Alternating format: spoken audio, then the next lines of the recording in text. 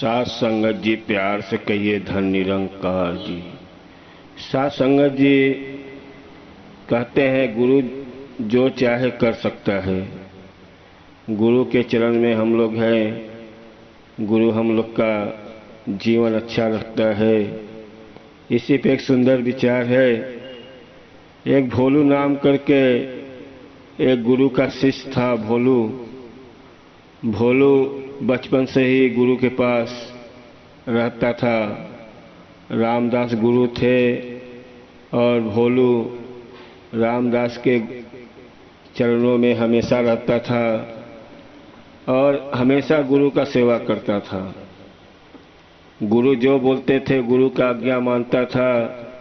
गुरु का कुटिया साफ करना, गुरु का सेवा करना, प्रतिदिन उसका नियम था गुरु का ही सेवा करना।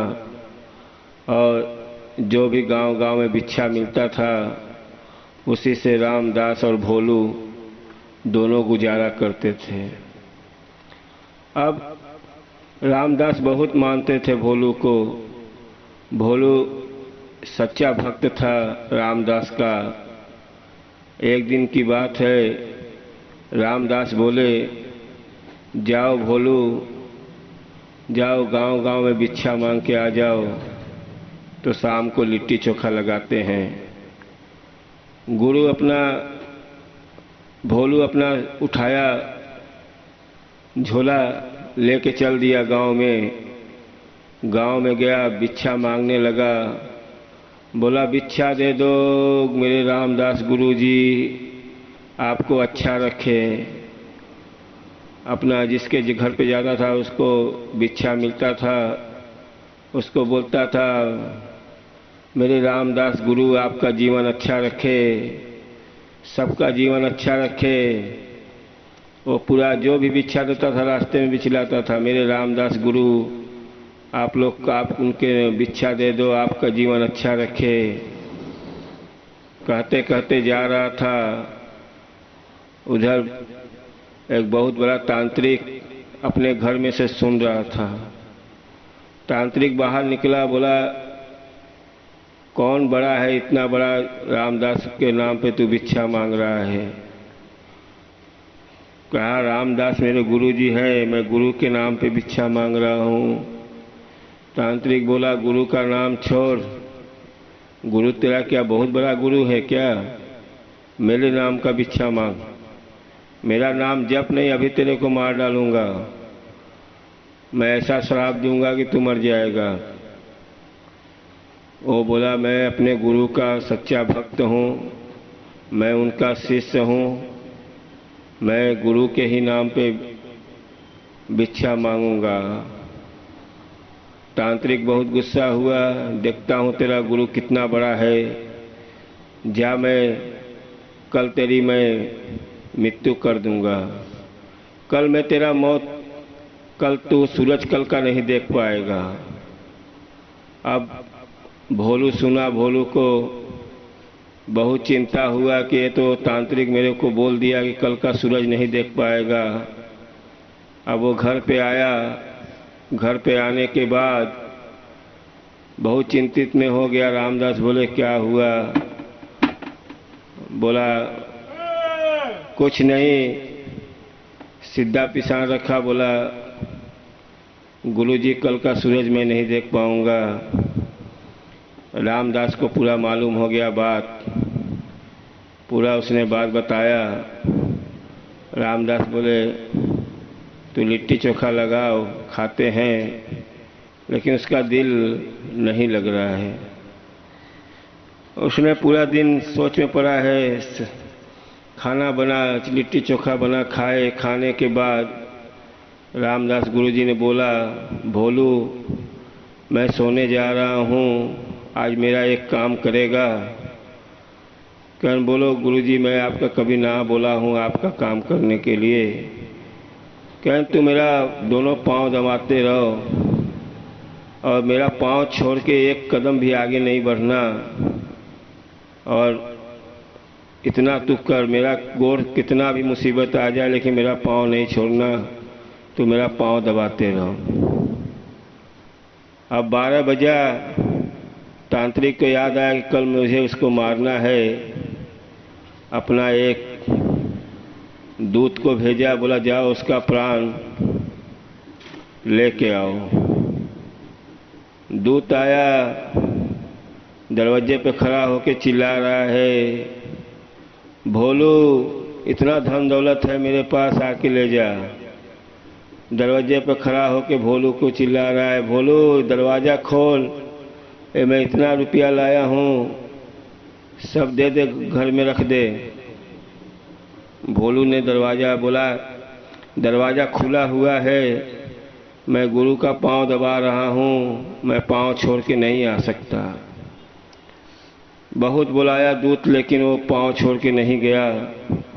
फिर वो तांत्रिक का दूत वापस चला गया। तांत्रिक ने बोला अब कौन सा उपाय लाऊं, अब 2 बजने वाला हो गया है। एक दूत को बुलाया, बोला उसकी माँ का भेष बदल के जा। फिर उसके माँ का भेष बदल के वो दूत फिर आके वो कुटिया के बाहर खड़ा हो गया। फिर बोला भोलू मैं तेरी माँ आई हूँ। भोलू ने माँ का आवाज़ सुना, उसके दिल में पूरा खुशी आ गया कि मेरी गांव से मेरी माँ इतना रात को आ गई है, अब मैं जाके दरवाज़ा खोल देता हूँ। लेकिन फिर उसको याद आया कि गुरुजी बोले कि मेरा पाँव छोड़ के मत जाना। फिर उसने आवाज़ दिया, माँ मैं गुरु का पाँव छोड़ के नहीं जा सकता हूँ, तो कुटिया के अंदर ही आ जा।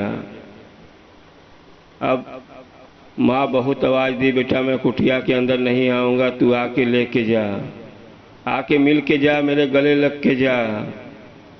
भोलू बोला माँ मैं बाहर नहीं आ सकता हूँ, मैं गुरु का पैर दबा रहा हूँ, तू खुद ही अंदर आ जा, मैं पाँव गुरु का नहीं छोड़ सकता, गुरु का आदेश है।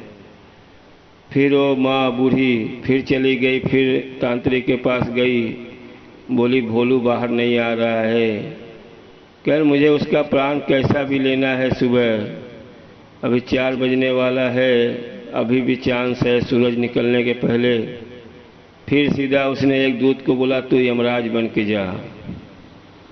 फिर एक दूत को भेजा, वो दूत आके कुटिया के बाहर खड़ा होकर बोलता है भोलू मैं यम आया हूँ, यम तेरा प्राण लेने के लिए, तेरा सुबह तक प्राण लेना है, तुझे मालूम है ना, जल्दी से बाहर आ, तेरा प्राण लेके चलूँ।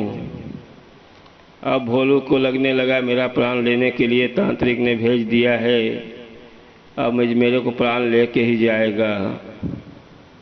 फिर भोलू ने बोला मैं गुरु का पैर दबा रहा हूँ, तू कुटिया के अंदर आके मेरी प्राण ले जा, मैं गुरु का पैर नहीं छोड़ सकता।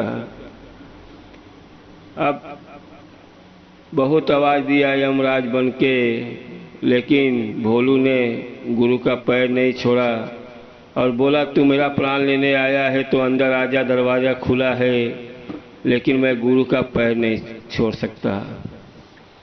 अब वो भी चला गया तांत्रिक के पास। तांत्रिक का पूरा कोशिश बेकार गया। अब तांत्रिक समझ गया कि गुरु के शरण में है, गुरु के शरण से मैं उसको नहीं ला सकता। तांत्रिक हार गया और फिर सुबह सूरज निकल गया, गुरु का आँख खुला तो देख रहा है भोलू मेरा पैर दबा रहा है। गुरु ने बोला भोलू क्या हुआ, तू सूरज के पहले जाने वाला था। गुरु रोने लगा, भोलू रोने लगा कि गुरु ये क्या हो गया कि मैं सुबह सूरज निकल गया, मेरी मौत ही नहीं हुई। कहते हैं गुरु करता करे न कर सके, गुरु करे सो होए। गुरु जब चाहेगा तो जो भी हो सकता है, और कितना भी कोशिश लगाओ एक पत्ता भी नहीं हिल सकता है जब गुरु आपके शरण में गुरु के हो। इसीलिए कहते हैं साध संगत जी हम गुरु के शरण में है तो गुरु का भक्ति करें, गुरु का सिमरन करें और गुरु के सिखाए हुए रास्ते पे चले कि हमारा जीवन कल्याण हो जाए। साध संगत जी प्यार से कहिए धर्म निरंकार जी।